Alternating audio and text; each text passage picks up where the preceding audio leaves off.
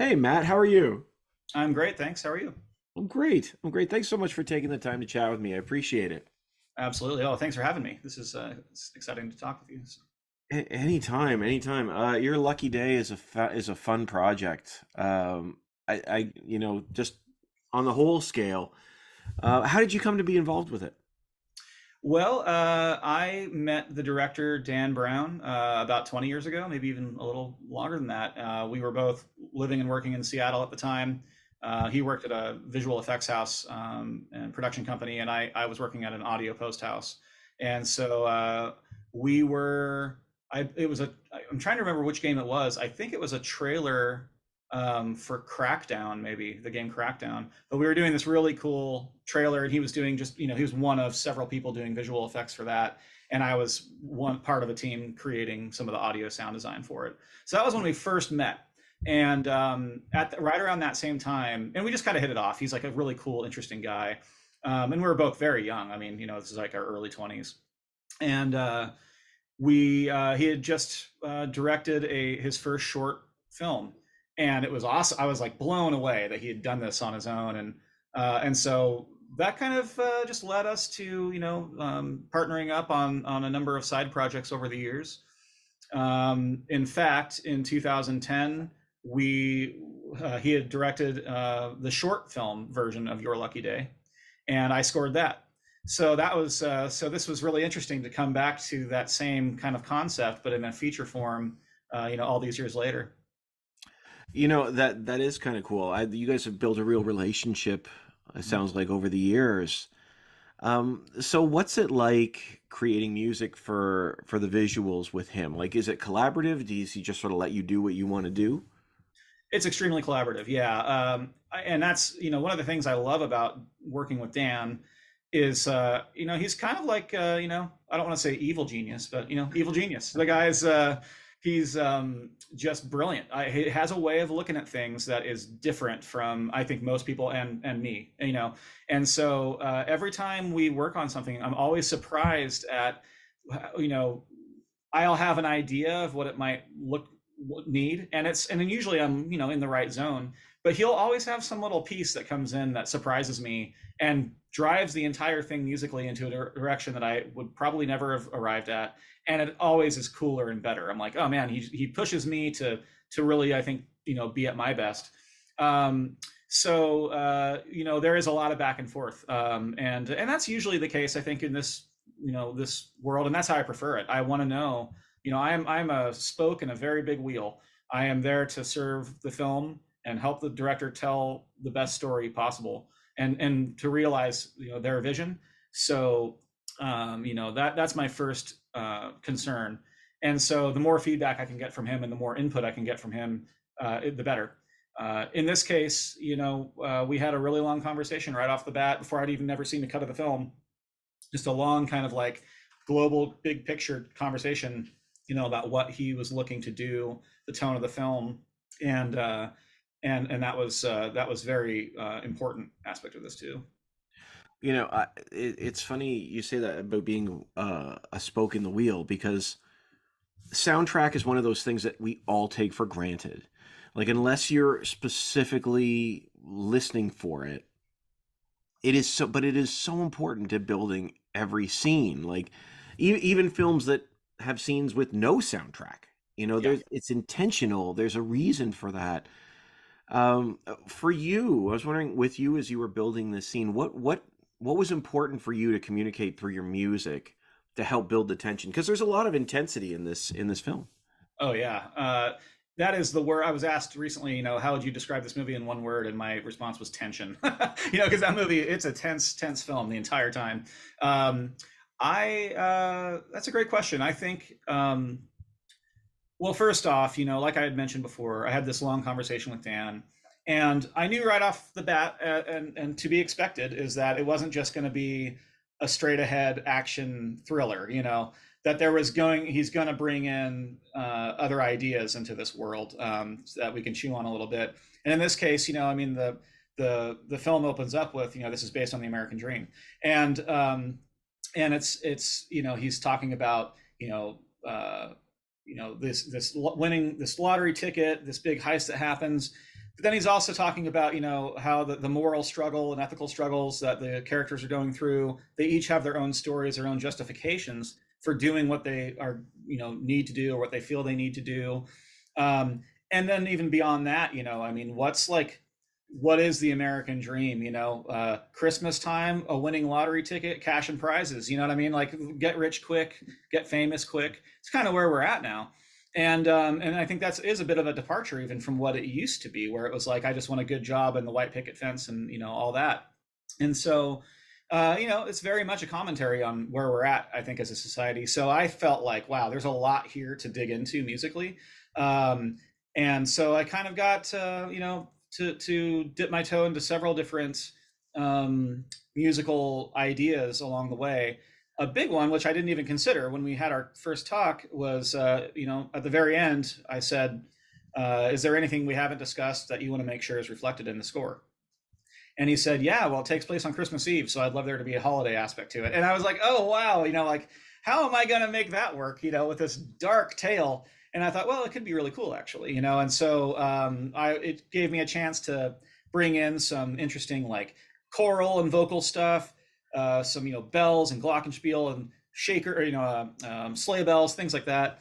But like in most cases, I kind of took it and manipulated it and tweaked it in a way that made it a little darker, a little spookier, or whatever. And that was super fun to do. And it did offer a much needed levity to certain aspects of the film that because it was easy to go too dark musically. It was really easy to do that and make it overly dark. So that was kind of that balancing act. And I think, I hope we pulled it off. I'm glad you brought that up, because that was one of the most fascinating aspects of the score, is that every now and then it almost sounds holiday, or you have Christmas music in the background and then it sort of morphs a Yeah. little bit. Yep. And I wanted to ask you about that. Is what was that like? And how do you bring out the horror of Christmas? Because that's you sort of do here. Yeah. Um, Yeah. Well, the dark it's side of Christmas. the dark side of Christmas. I know I was joking. It's like, yeah, you're at the store and there's the last toy of the year on the shelf, and who's going to get it. That it can get to be a violent, vicious thing, I think.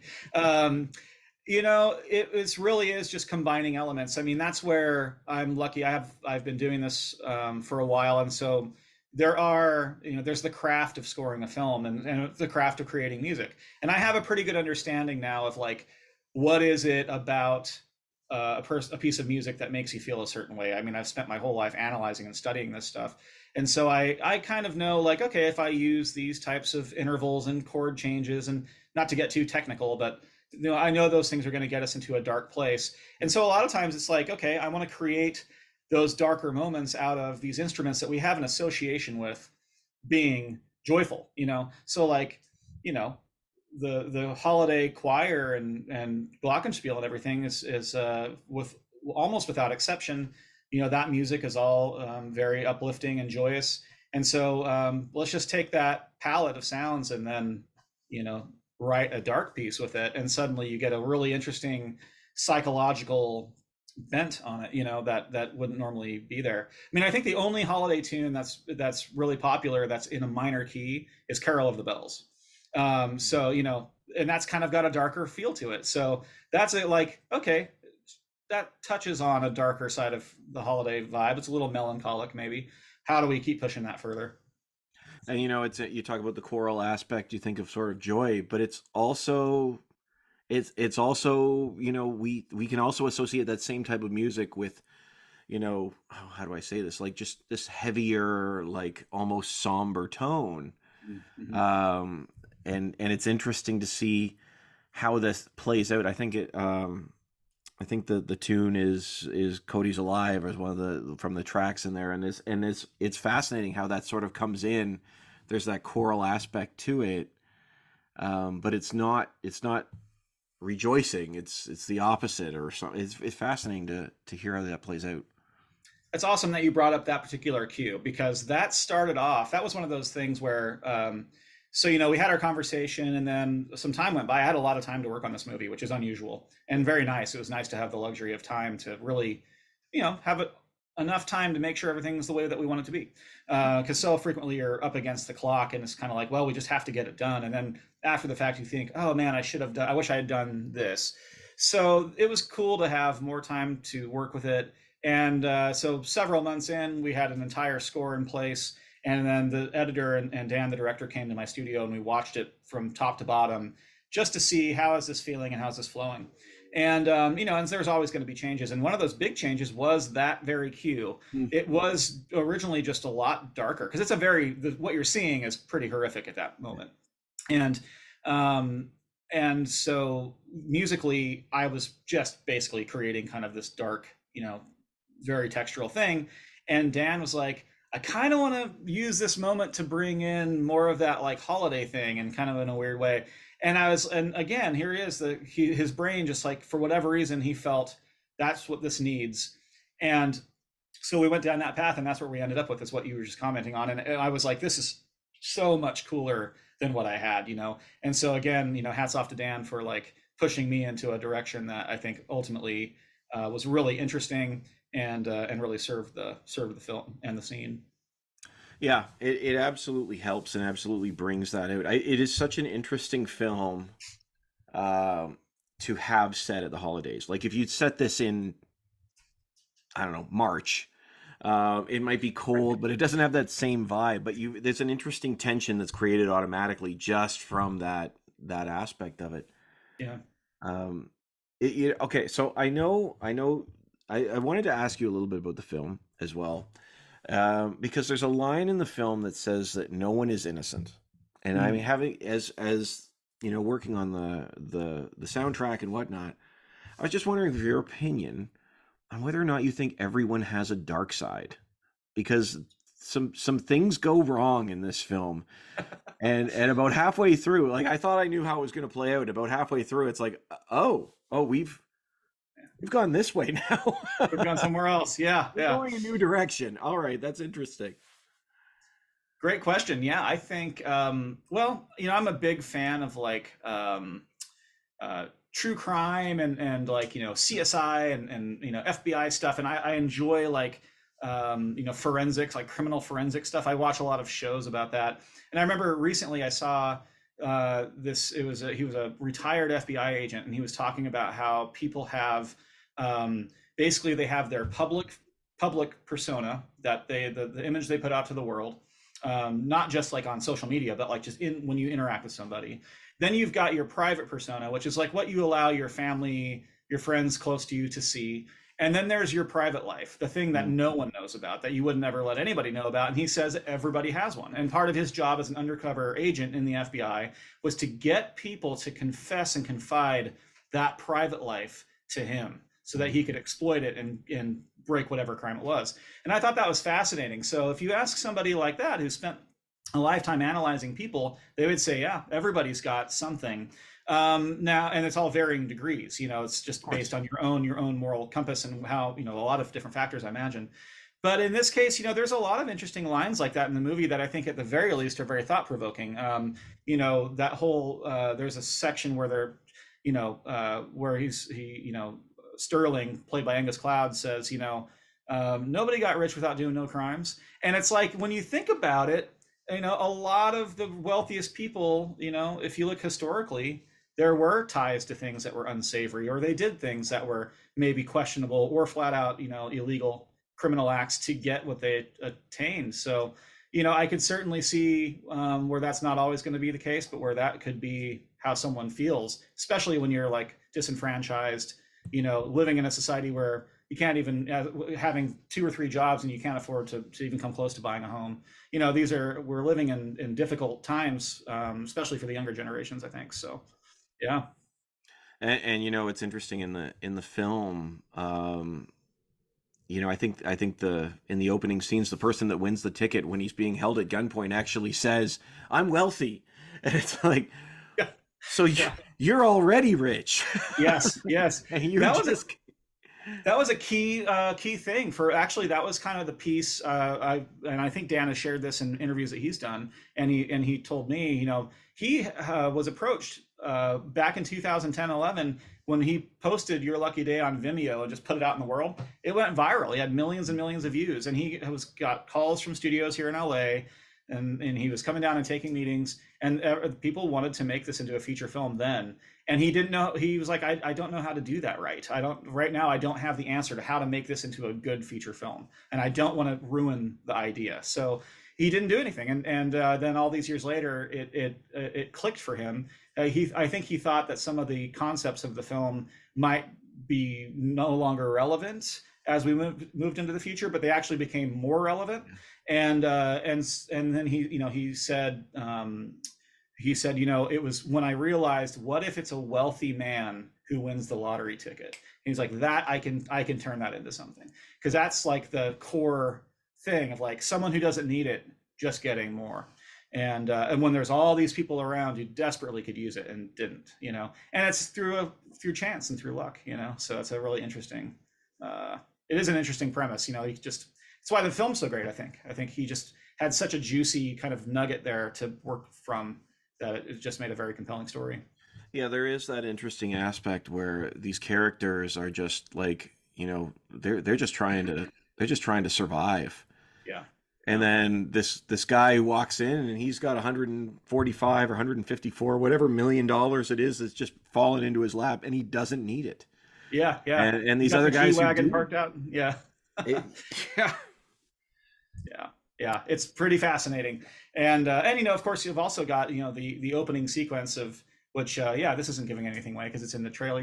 You see Sterling get basically mugged and ripped off, and so he's just come out of the situation where he just got robbed. Like what little money and drugs he had on him that he was selling or whatever are gone, and now he's in this mini mart doing his thing, and suddenly there's this opportunity. So desperation can really drive a lot of things. And I think everyone in this movie, all of them, they feel justified in what they're doing, right? There's always a personal reason, like, well, I deserve this because I'm me, because I've gone through this and I deserve to have this break. So, there's an assumption that this guy who's already wealthy doesn't even need that ticket, but who knows? Maybe he just lost his business and he's $100 million in debt, and this was his, his bailout money. I don't know. So you never know what's going on in someone else's head and what they've gone through. It's pretty interesting idea.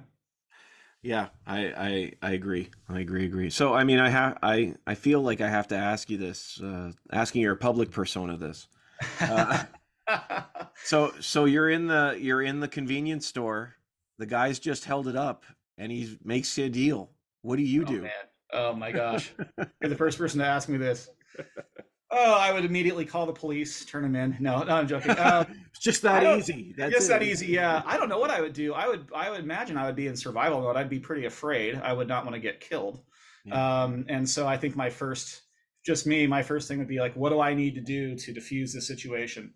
You can always maybe make it right later. You can always make that call to the police later, but in that moment, I would have probably done whatever I needed to do to make sure I stayed alive. So I would have gone along with his plan, and I would have probably kept my mouth shut.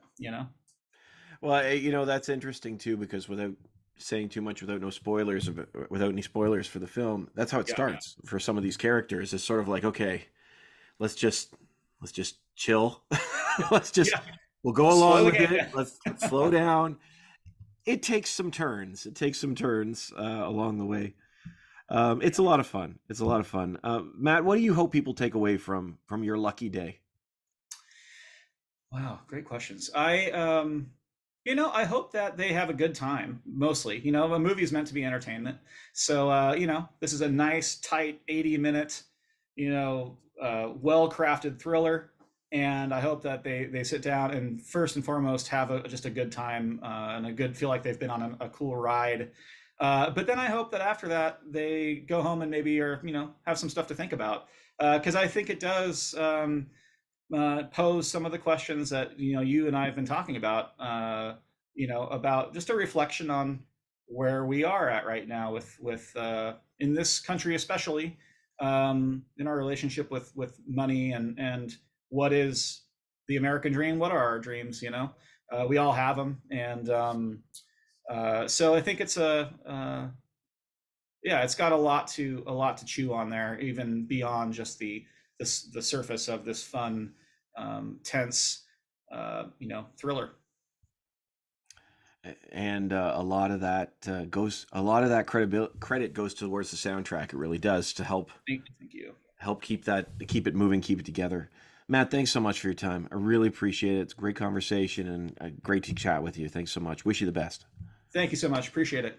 Absolutely. Have a great day. Yeah.